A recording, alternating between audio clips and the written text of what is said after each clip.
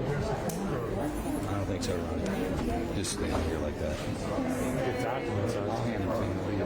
For us, usually for Richland County, you stand over there. And then kind of be here. So you can use that. It's been a few years since I've been here, but I think they will. Yeah.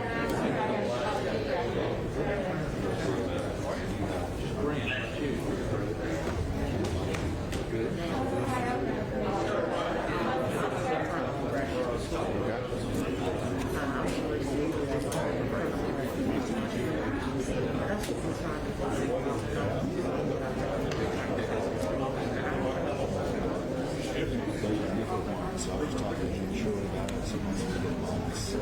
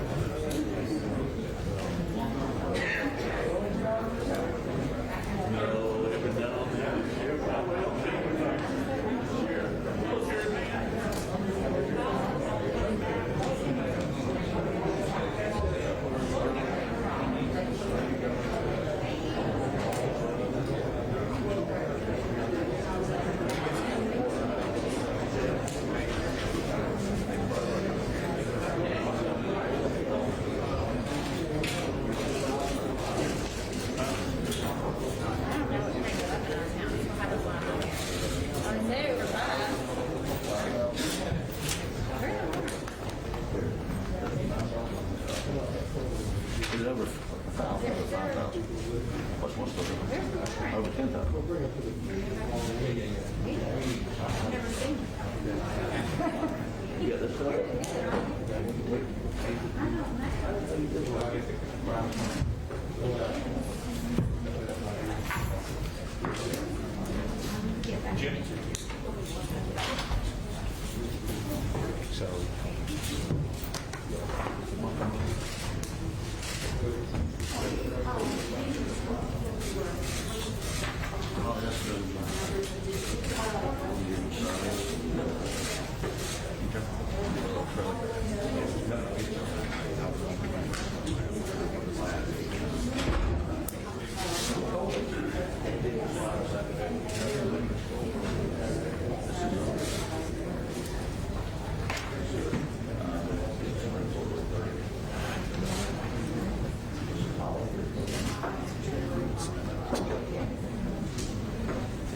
know, I've seen this many times. It's just, it's not a huge amount of time between the counts. It's kind of like how you like it's just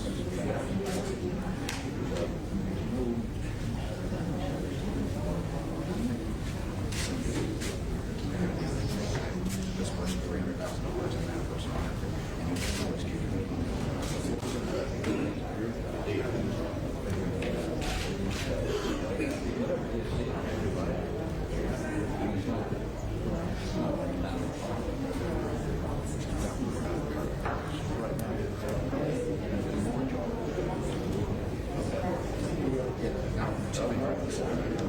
we're very sensitive about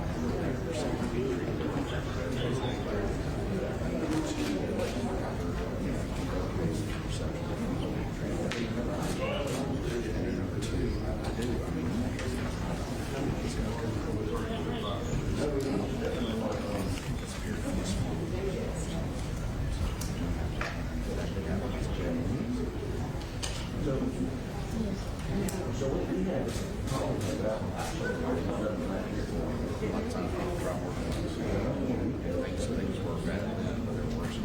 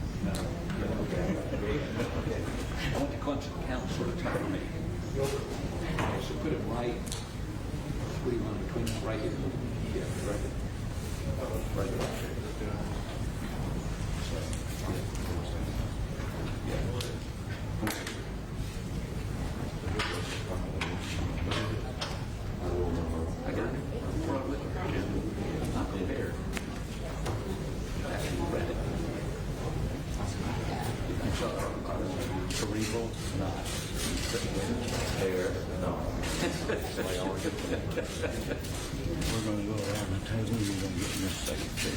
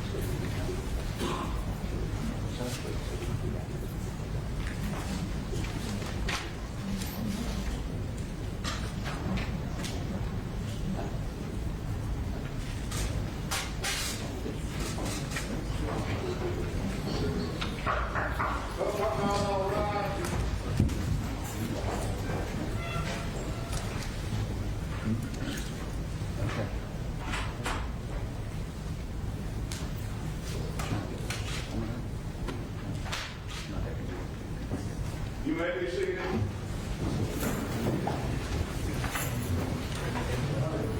Good morning, Your Honor. How are you? Morning.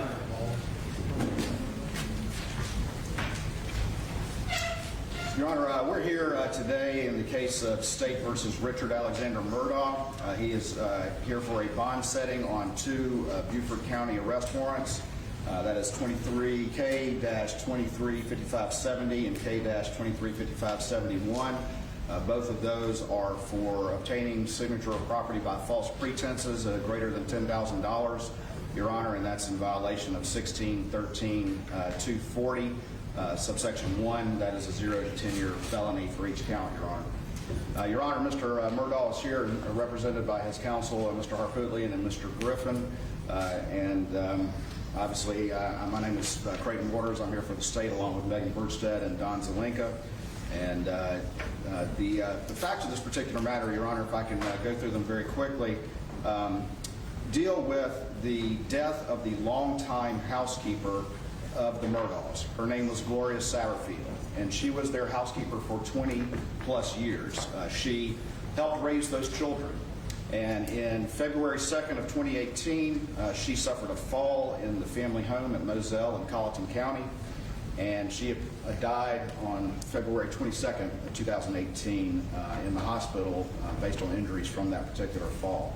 She had two sons and has two sons. That's Tony Satterfield and Brian Harriet, and we do have family present in the courtroom today. Could y'all raise your hand, family, please? All right. And they are currently represented by attorney Eric Bland and Ronnie Richter. Mr. Bland, on behalf of the victims, would like to address the court at the appropriate time. Your Honor, Mr. Murdaugh, as you may know, is a longtime lawyer in the state of South Carolina. Does a lot of tort work. And at the funeral of Miss Satterfield, Mr. Murdaugh tells the family, hey, she fell at my house. It was because of the dogs. It was my fault. And I'm going to take you to a lawyer so that y'all can file a claim and get some compensation for the death of your mom. And he takes the boys to a friend of his, a very close friend of his, a person by the name of Corey Fleming. And, Your Honor, as you're well aware, many times in these sorts of cases, there ends up being a structured settlement. And there is a company, a legitimate company here that operates in South Carolina called Forge Consulting. And what they do is they help facilitate these structured settlements in certain cases where that is approved by the court. But as Your Honor also knows, those have to be approved by the court. Mr. Murdaugh, it appears back in 2015, set up a bank account with the Bank of America in the name of Richard Alexander Murdaugh, DBA Forge. And it appears that this account was nothing more than an illusion, a fabrication, in order to create the illusion that these checks that he was getting in various settlements were going to a legitimate settlement consultant, when in reality they were going into an account that he controlled. And that's how this scheme took place in this particular case. And this led to a chain of events, Your Honor, that I've never seen before. Mr. Fleming talks the boys into appointing as PR a person at Palmetto State Bank, where Mr. Murdaugh has a long relationship, a guy by the name of Chad Westendorf. He gets appointed on December 18th, 2019, and on the very next day, December 19th, 2019, he files a petition to approve a settlement, which is a $500,000 settlement on the homeowner's policy. The disbursement in this petition says $475 for the wrongful death, $25 for survival, and $5,000 for the med pay. And in that petition as well, there is $166,000 for attorney's fees, and then $11,500 on the nose for costs. And ultimately then, not long after that, Mr. Fleming and his law firm issues a check at the direction of Mr. Murdaugh, made out just simply to the name Forge. And Mr. Murdaugh takes that particular check.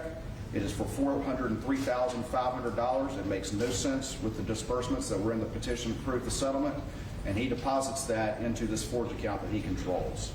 And Your Honor, I was able to review the bank records about that, and what we see is that's deposited in January of 2019, and by March 2019, he has transferred all of that money out of that Forge account he controls into his personal checking account, where they are spent on personal use and family expenses.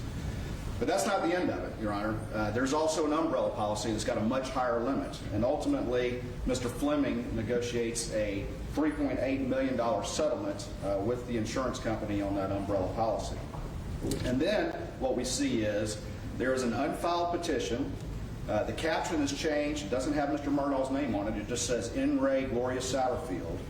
The Murdaugh name is removed, and it is this petition to approve the settlement is on May 13th, 2019, and it is actually for $4,305,000. So it is for the 3.8 plus the 505 that was from that previous petition. There's no mention of structure. There's no mention of a structured settlement. And in the disbursement that's set out there, there's supposed to be $2,765,000 that's supposed to go to the beneficiaries. And then there's also $105,000 in costs on the nose. Again, zero. $105,000, not 21 cents, not 37 cents, $105,000. So that disbursement also has in there for attorney's fees and all the rest of it. And again, $2.7 million is supposed to go to these boys back here.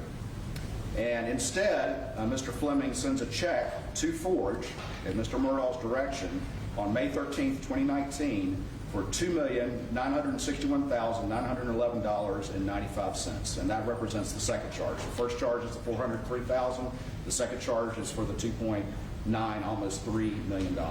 And again, Your Honor, when you look at the petition, the disbursements make no sense whatsoever. They don't bear any relationship to what was said in those petitions. But the reality is that $2.9 million went into that Forge account that Mr. Murdaugh controlled, and within a few months, he had transferred all that money for personal use. He had been carrying a $100,000 credit card balance for months. That gets paid off. He writes 300 and some odd grand to his father. He writes a check for 610 grand to himself. He writes a check for 125 grand to himself. Not a dime goes to this family back here, Your Honor. And interestingly, I noticed last night that one of the checks in there was an $84 check that he wrote to Scott Harriet, who was one of the family members back here. So he had over $3 million of money that should have gone to this family, or almost $3 million of money that should have gone to this family. And yes, sir. Let's wait for this conversation to end. All right. Yes, sir.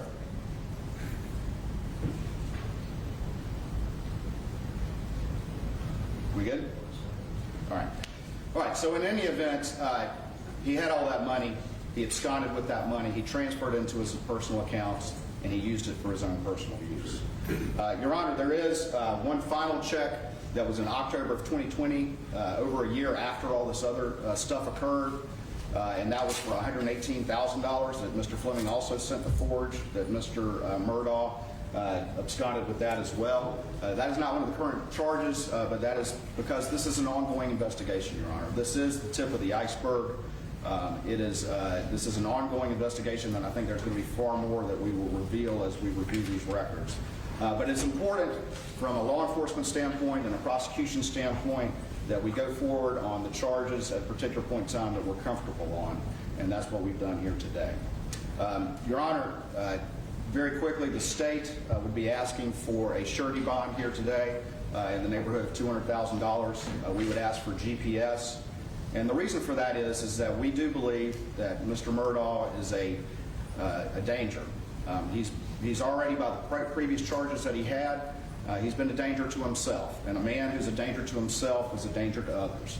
The underlying facts of those, and there's already been a bond set on that, and I recognize that, but the underlying facts of those charges were in fact violent. Someone who's suicidal is also a danger to other people. Additionally, he's been apparently under treatment for a very severe opiate addiction, and Your Honor, doing a lot of drug cases, I know how powerful that is and how unmoored that can make someone. And then obviously we're all aware of the unspeakable tragedy that this family has suffered. His professional life is coming apart at the seams. He's facing very serious charges with additional ones to come, and that really can make someone very unmoored and very dangerous. And for that, Your Honor, I think that he is a danger. I think we also have to consider the fact of a flight risk. This is a man who, just here today, on the two charges we're here today, we're talking about over $3 million that was misappropriated. That's a lot of money. And I think inherently that makes somebody with that kind of means, with the kind of money that this man was dealing with, makes them capable of being a flight risk. Your Honor, if you steal $3.4 million. I believe you deserve a surety. I believe you deserve GPS. I believe that that would be treating him by the book. Your Honor, we've also prepared for your consideration, and I've shown this to the defense, an order-setting bond with some additional conditions that we would like to put up. We have a waiver of extradition, as well as the conditions that Your Honor may be familiar with from the state grand jury, but a few that I'd like to mention in here would be no wasting assets. We have some information that that there have been assets that are being sold and disposed of. We would ask for him to have to surrender all firearms in his possession and not to possess any firearms. We would also ask that any travel that he does, and I've done this with other clients, Mr. Harpootlian's, that any travel he does has to be not taken without specific notice to and approval by the state, so that we can be sure where he is at any given time. Those are some of the conditions that we would raise. Also, Your Honor, just to point out, I believe that we are here, these are Buford charges. We are here by the consent of the defense, as well as the consent of the victims, to handle this matter here in Richland County today. Your Honor, at this time I will turn it over to Mr. Eric Bland, who represents the Satterfield family, to speak on behalf of it. Yes, sir. Thank you. From the defense, before hearing from Mr. Bland. Yes, sir. Thank you, Your Honor. Please, the court, Your Honor. Mr. Griffin and I are going to deal with this in sort of two prongs. He's going to discuss our memo we submitted in great detail. However, before we get to that, let me address a couple things. First of all, we're not here today to debate the allegations by the state. He's presumed innocent at this point, and while the allegations are just that, allegations, they're really not relevant to the bond Your Honor says. The second thing I point out is this. When he was made aware of the charges in Hampton County, for which he's out on bond now, he brought himself from a treatment facility in Georgia, surrendered himself, a PR bond was set, he was released, he went to another treatment facility. We offered to SLED to let us know if you need him. We anticipated further charges. They did not take us up on our offer to have him come up under his own steam and surrender himself. They went to Orlando, Florida, took him into custody without giving us a heads up. That was not what was represented to me. They had some reason for doing it. He is not a flight risk. He surrendered himself. He was willing to surrender himself on this.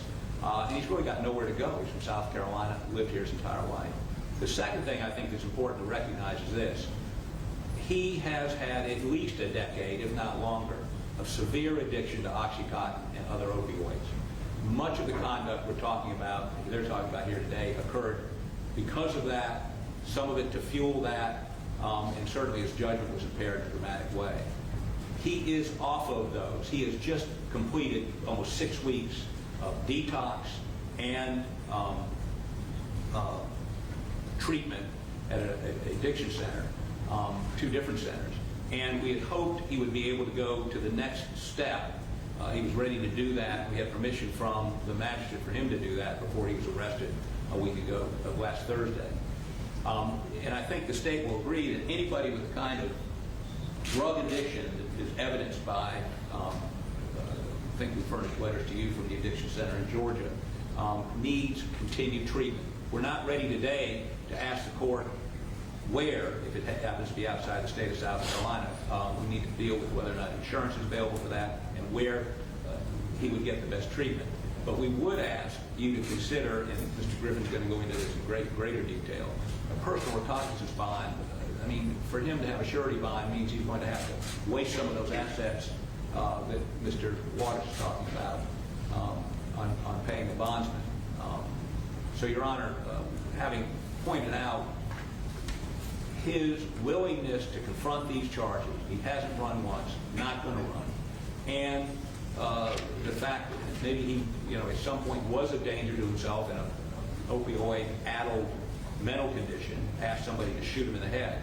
But that's not where he is today. He's been through 6 weeks of addiction treatment. He needs more. Your Honor, we'd ask you to consider a PR bond, and let Mr. Griffin go into greater detail on that. Good morning, Your Honor. Jim Griffin. We emailed a copy of this memo to your chambers. I have an extra if you'd like to hand it I'll over. see it was your email. Okay. So, as Your Honor knows, the South Carolina Constitution actually guarantees the right of bail to persons who are charged with a non-capital offense. Not only that, South Carolina Code, Section 17-15-10, in fact, requires the issuance of a personal recognizance bond unless the state can prove that the defendant is a flight risk or a danger to himself, or, excuse me, not to himself, but to the community or to any individuals. We don't think that the evidence presented here is that that the state establishing I haven't heard from any evidence of this kind. What? I've heard from the lawyer, but I haven't heard from law enforcement. That's right, and these are just charges, and we have representations from counsel for the state.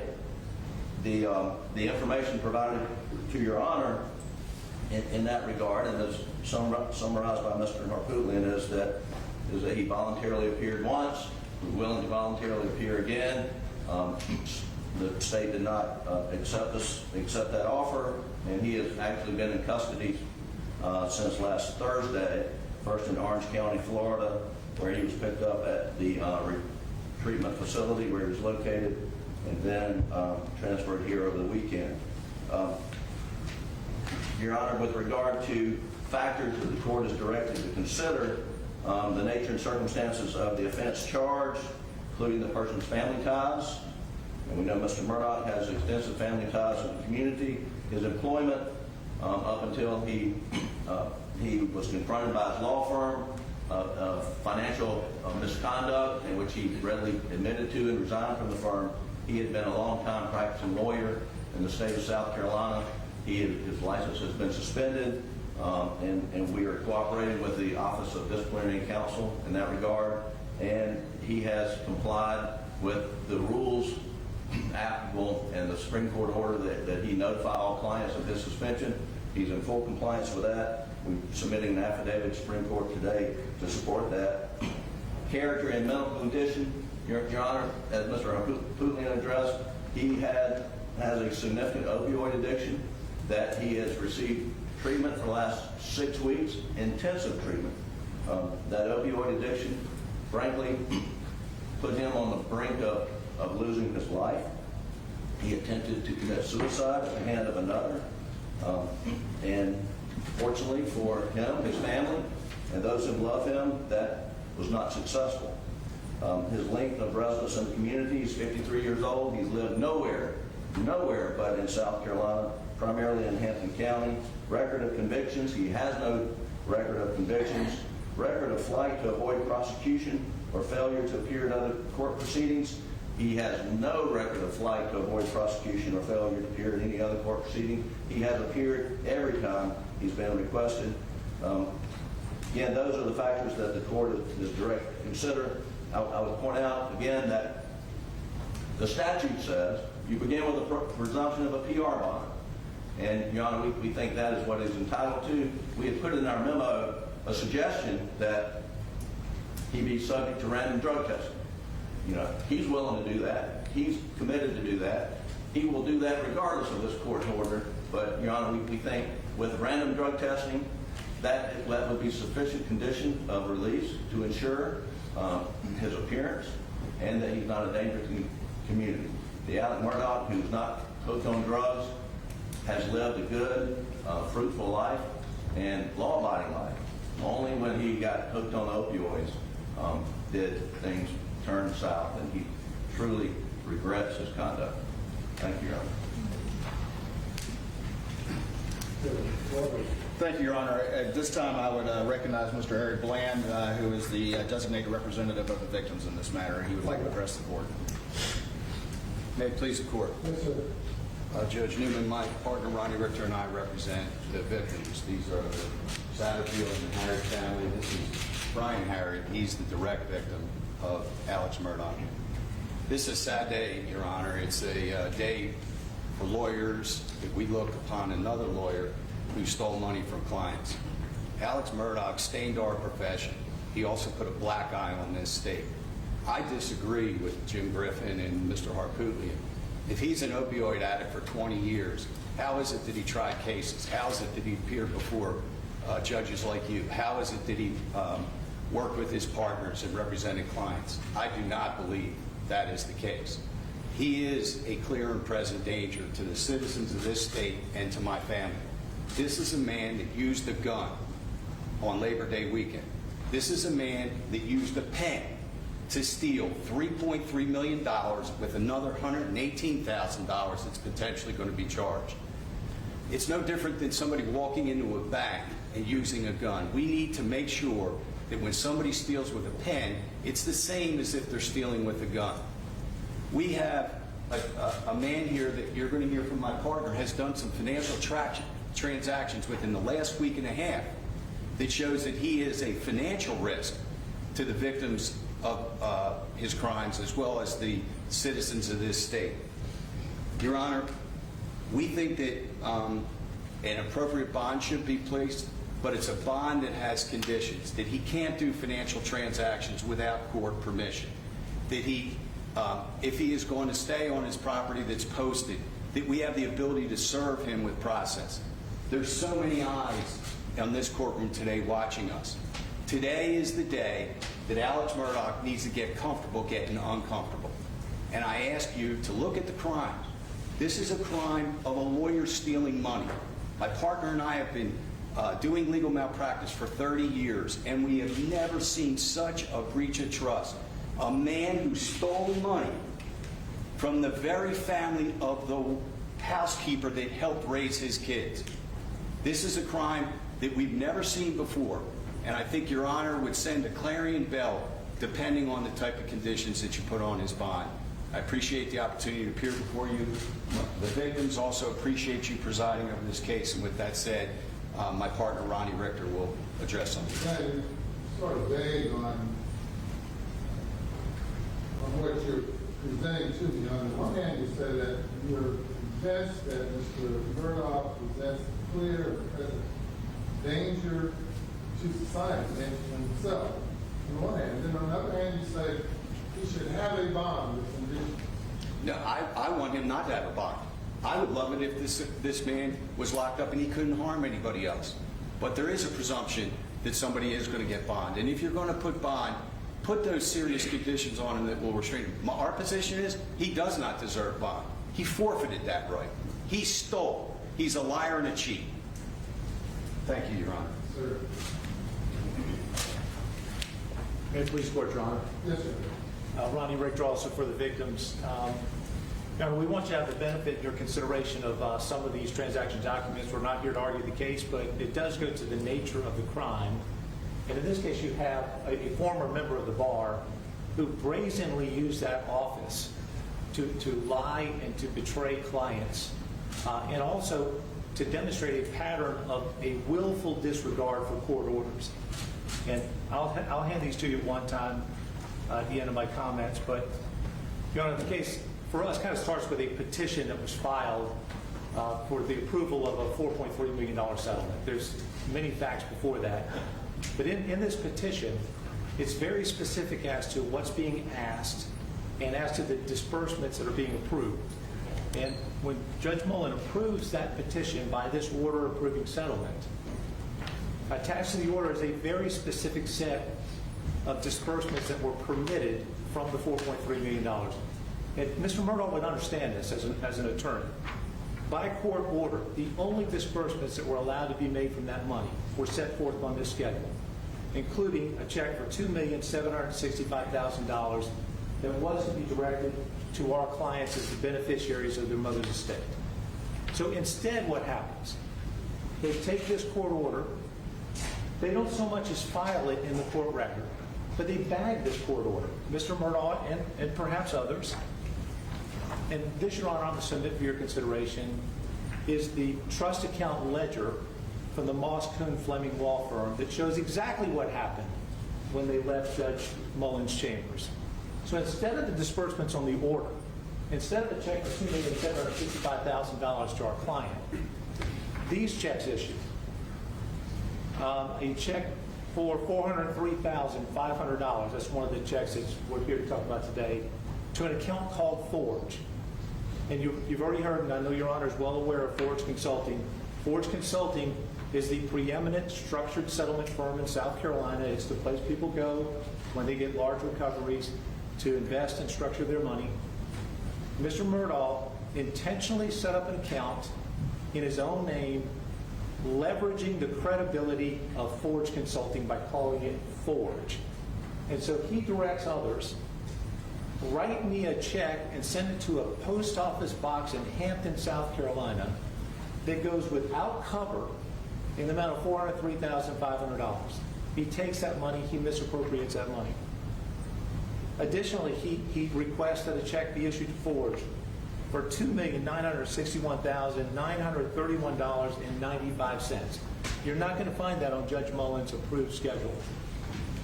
That check likewise sent to a post office box in Hampton, South Carolina, under his control, takes the money, apparently misappropriates all of it. And as you've heard, there's yet another check for $118,000 that he requests, and it's sent the same way. Your Honor, that is, I can't think of a more willful, open, brazen violation of a court order than that.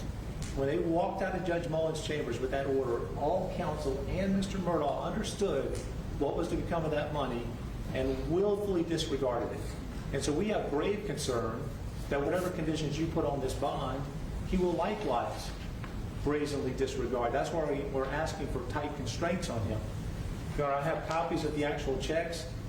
Significantly, on the $2,900,000 check is endorsed Alec Murdaugh, DBA Forge.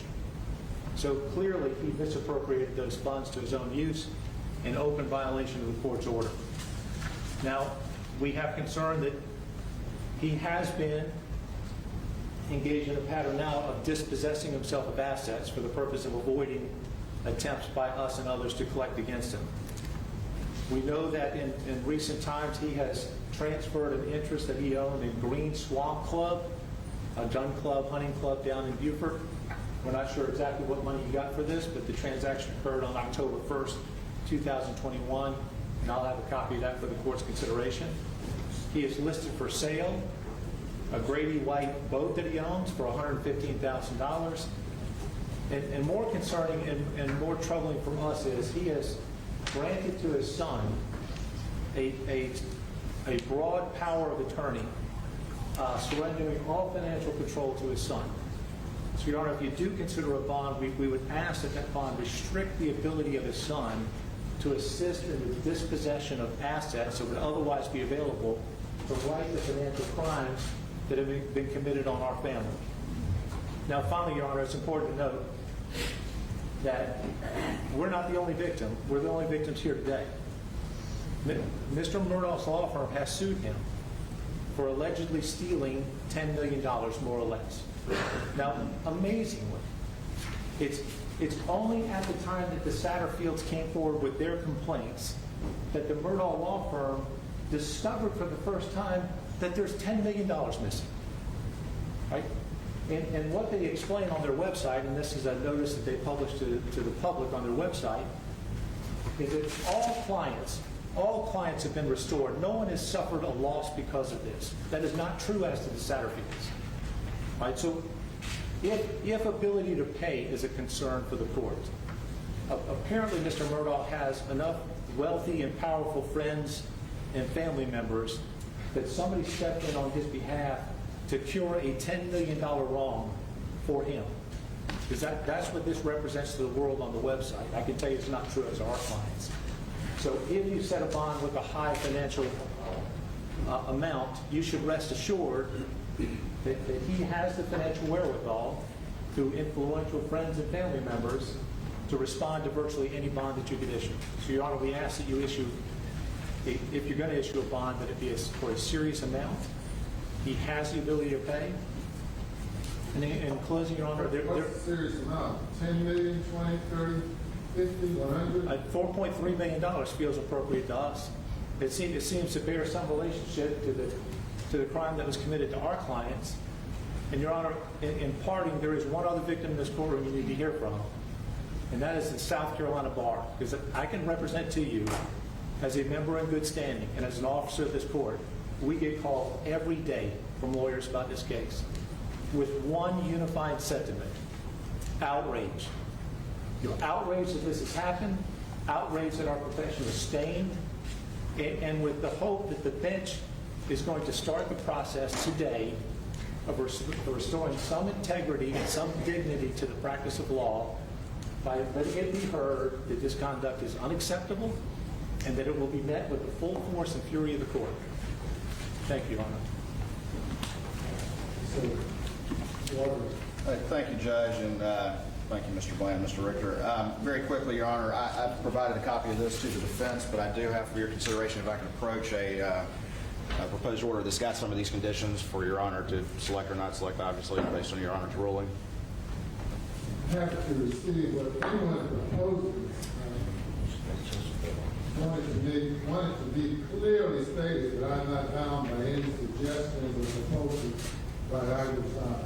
Absolutely, Your Honor. The conditions on there are not selected, Your Honor. They're just the standard conditions, and again, the ones that are of particular importance, aside from a decent surety and GPS, is the wasting assets provision. He's already surrendered his passport. The no firearms provision is of significance, and the travel needing the approval of state is of significance as well. There's a number of other standard conditions that I think would be appropriate.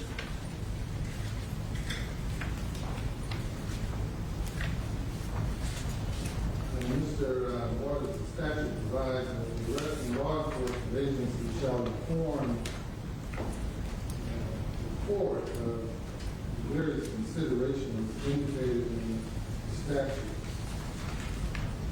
entitled 17. Yes, sir. And I would like to hear from the law enforcement agency pursuant to the statute. You would like to hear from me or the police officers, Your Honor? You consider yourself a law enforcement agency? Prosecutorial agency, Your Honor. I'd like to hear from the law enforcement agency in charge of investigating the matter. All right. We have Agent Turner, Special Agent Turner from SLED. He's part of this investigation.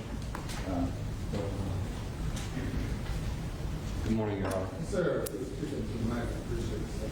Yes, sir. Good morning. Good morning, sir. How are you doing this morning? I'm fine. Your Honor, I can say that we've worked in lockstep with the Attorney General's office on this case, and that everything they've said is completely accurate. We agree with their assessment of this case at this point in time, and we support them.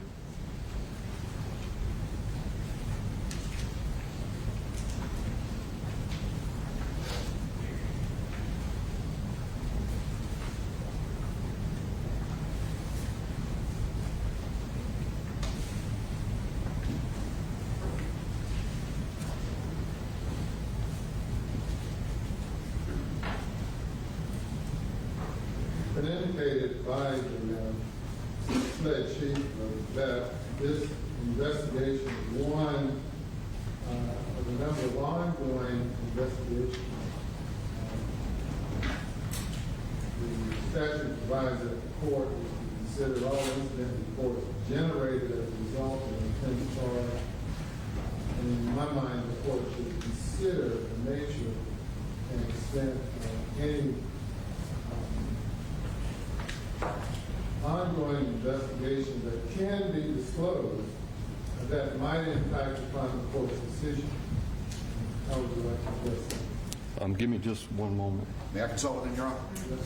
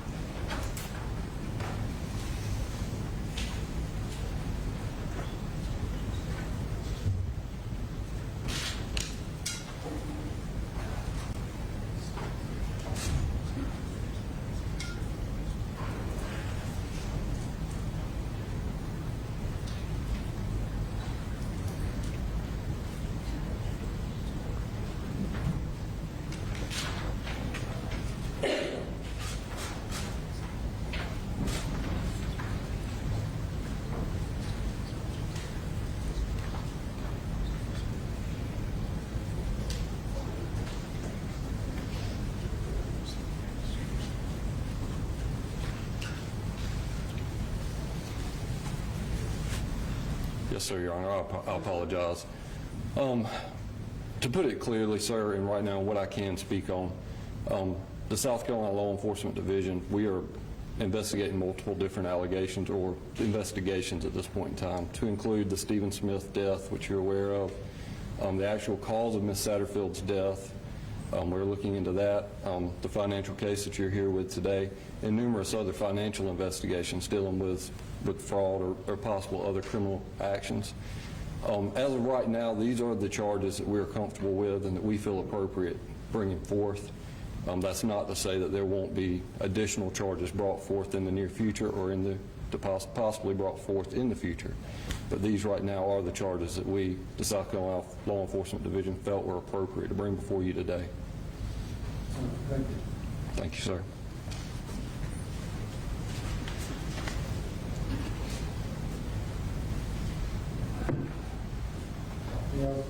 Nothing further from the state, Your Honor.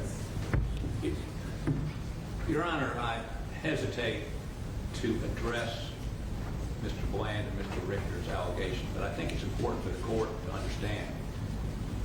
Mr. Murdaugh was not a lawyer in the Satterfield matter. He was the defendant.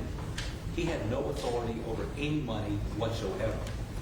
He was the defendant. The lawyer was a friend of his, but that lawyer is the one that issued those checks. That lawyer is the one that made sure the money went to this forge. He's the one that had responsibility. And then there's a personal representative who was a banker. They were responsible for making sure that Mr. Murdaugh could not, if he in fact did, purloin that money. So the idea that somehow he used his position as a lawyer, he was the defendant. He was the one that got sued. So make no mistake about it. In these particular crimes, he was not acting as an attorney. And he was acting as a defendant. He got sued, or they never actually filed a lawsuit. But he was the defendant. The insurance company treated him as a defendant. The insurance company decided what to pay. The insurance company wrote the checks. Number one. Number two, and I understand Mr. Richter and Mr. Bland are representing their client zealously, but that is a civil matter. If they want to deal with assets, there are ways to deal with that on the civil side, not on the criminal side. If they feel that he's disposing of assets, we don't know. I mean, they've made some allegations here this morning. To be frank with you, he has been in rehab or in jail since he was turned himself in on the charges down in Hampton County. He hasn't been executing documents except to the extent, I think the Hunt Club one you talked about is the bank getting paid. He got no money out of that. But again, that's for the civil court, not for this court. Be happy to answer any questions Your Honor might have. Before going to orders, Murdaugh, is there anything you would like to say concerning Tom? No, sir, Your Honor. Your Honor, one other matter. He's not a member of the bar anymore. If the idea that somehow he could steal with a pen, he's not going to be in a position. He's been suspended. He's turned his license in. He's not going to have any escrow accounts. He's not going to have any clients. He's not going to be able to further the scheme that Mr. Bland and Mr. Richter talked about as an attorney. Thank you. Yes, sir. Your Honor, he absolutely used his position, his prestige, his reputation as a lawyer to steal from this family. They trusted him because they knew of his reputation as a lawyer. They listened to him when he took them to Mr. Fleming, and they believed in him when they talked to him about the case. PMPED sent a notice of representation at the beginning of this case, which is amazing. And at the end of the case, after that last check in October of 2020 for $118,000, there was a dismissal signed. It was signed by Mr. Murdaugh himself, not by any attorney on his behalf or anything like that. So it was his knowledge of the system, it was his knowledge of Forge Consulting, and it was the belief of this family and his reputation as a lawyer that allowed him to steal this money. So it is absolutely tied to him being a lawyer. Thank you, Judge. Mr. Bland, Mr. Richter indicates you have some documents you want me to review. May it please the Court, Your Honor. Yes, sir. Your Honor, may I add one thing? Yes, sir. Mr. Arbulian is actually factually incorrect. Mr. Murdaugh prepared personal representative documents for Tony Satterfield to become the personal representative of his mother's estate. his paralegals and secretaries conversed with Corey Fleming's secretaries and paralegals about how money was supposed to be exchanged. He very much acted as a lawyer in this case. It's the strangest thing where the defendant dictates to the plaintiff lawyer how to run the case and then how to allocate the money in contravention of a court order. And we have introduced into the courts of this state the documents that show that Mr. Murdaugh actually did represent the family at the same time he was a defendant in a potential lawsuit. Thank you, Your Honor. I'm going to take a recess to review what has been submitted and to ponder my decision and say that I'm not in any way considering personal recognizance bond. I'm not considering that in any way the issue for me is if the court should deny bond entirely. We'll be in recess for about 15 minutes. Thank you, Judge.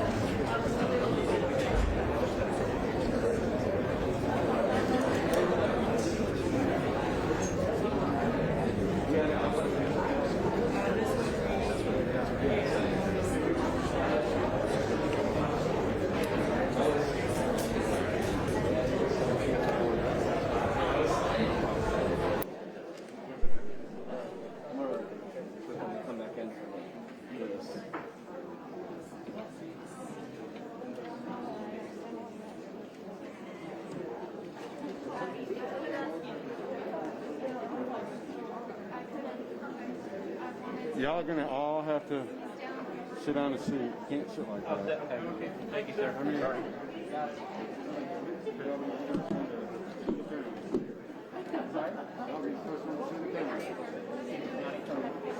when you fall back. Yeah, exactly. Thanks, sir.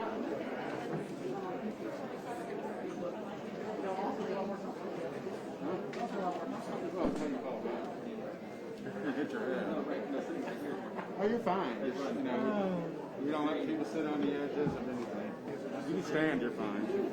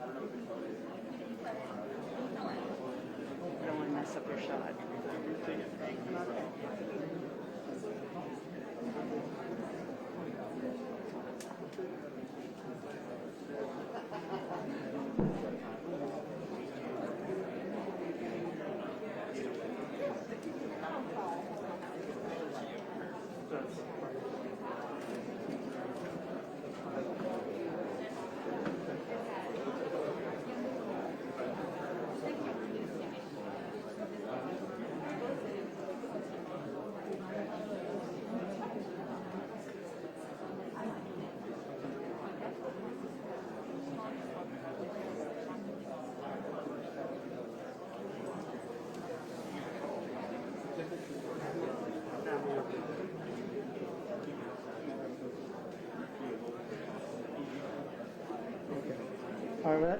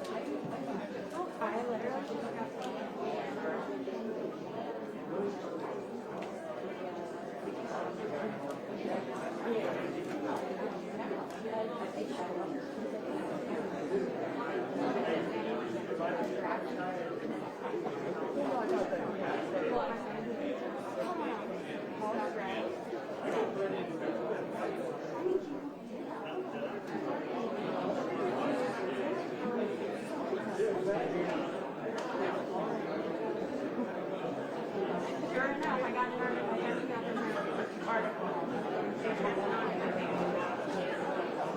Okay.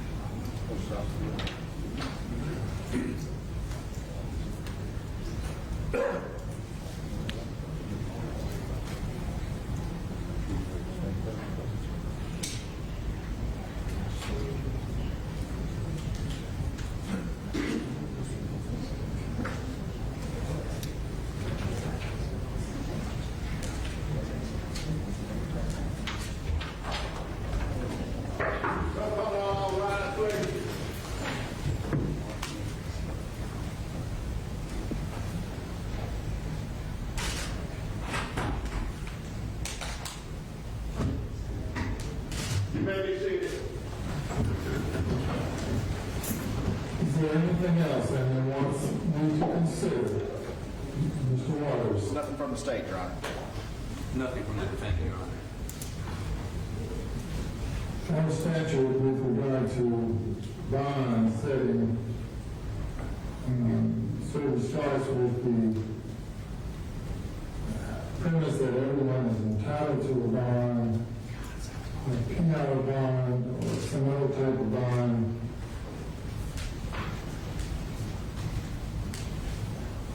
Unless they present an unreasonable danger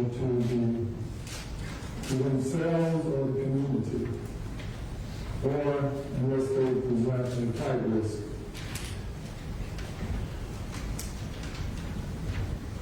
In considering those factors under 17, 15, 30, the court is to consider, among things important to me here today, the financial resources, the character and mental condition of the accused, any charges pending at the time the release is requested, all incident reports generated as a result of an offense or charge, and that the arresting law enforcement agency is to provide the court such information. The defense has filed a memorandum in support of bail in which they acknowledged and indicated that Mr. Murdaugh is a recovering opioid addict of approximately 20 years. And since then, he spent millions of dollars supporting this insidious addiction. He goes on to contend that following the death or murder of his wife and son on June 7, 2021, his opioid addiction spiraled out of control and he became reckless in his financial dealings, at which time the firm became suspicious about missing money. He then was admitted to a detox facility on September 6.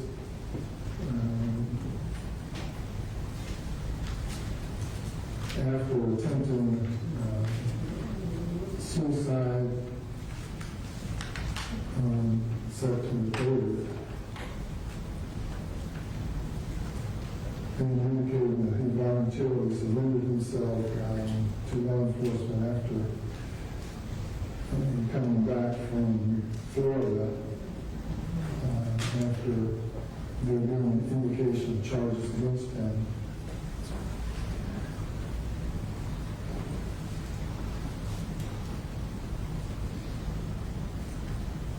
The state suggests that a $200,000 surety bond would be sufficient to guarantee all the protections required by the law. The defense seeks a personal recognizance bond. I am concerned, however, with the safety issues that were present, not only as to Mr. Murdaugh, but the community. Perhaps 78% of the cases I deal with in criminal court involve someone with some type of drug problem, drug addiction that results in serious criminal consequences. Rarely 2 or 3 weeks go by without me having the occasion to sentence someone to prison for 30 years to life for murder and other offenses committed while under the influence of drugs. Here the defense suggests that Mr. Murdaugh has an insidious addiction that's lasted over 20 years, during which time he's achieved high accolades in the law. He's been placed in significant positions of trust, and he now stands accused of stealing millions of dollars through breaching trust, deception, and other illegal means.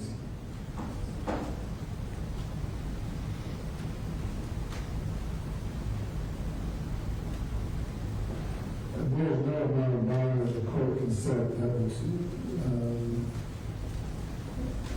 safely provide protection to Mr. Murdaugh, to the community, and satisfy the conditions of the statute in my mind. With regard to the character and mental condition of Mr. Murdaugh, who's admittedly attempted suicide or engaged in a conspiracy to commit murder through a co-defendant, at least that's what alleged, with a great number of pending investigations, matters that law enforcement has to some degree disclosed, to some degree not disclosed. There's no way that this court can set a bond at this time. I am therefore denying bond at this time and requiring Mr. Murdaugh to undergo a psychiatric evaluation to be submitted to the court for further consideration at a later date. And that's the order of the court. Thank you, Judge. Your Honor, when you say psychiatric evaluation, you're having you're going to sign an order to determine whether or not he's competent to stand trial? No, sir. He's not competent to stand trial, but a report of his mental and psychiatric condition, not relying upon representation regarding treatment from out-of-state agencies, reports of which I have not seen or received, their own representation by counsel. I'm not satisfied as to his mental condition such that I would consider that a factor favoring granting bond. So I guess I'm asking for guidance from the court. What is it that you would like from us for you to examine? His psychiatric condition, his mental condition. From the treatment facility? By whoever that can provide it. Can be a psychiatrist, can be a medical doctor with sufficient credentials. That's would be for parties to determine. And once we provide that, you would then at that point consider bond? At that point, at whatever point I might reconsider bond, it would be based on additional information that exists at that time, including anything further regarding further investigations. Yes, sir. Thank you, Your Honor. Your Honor, are you ordering the psychiatric examination, or you just want additional information? I'm ordering that the defense produce a psychiatric evaluation. All right.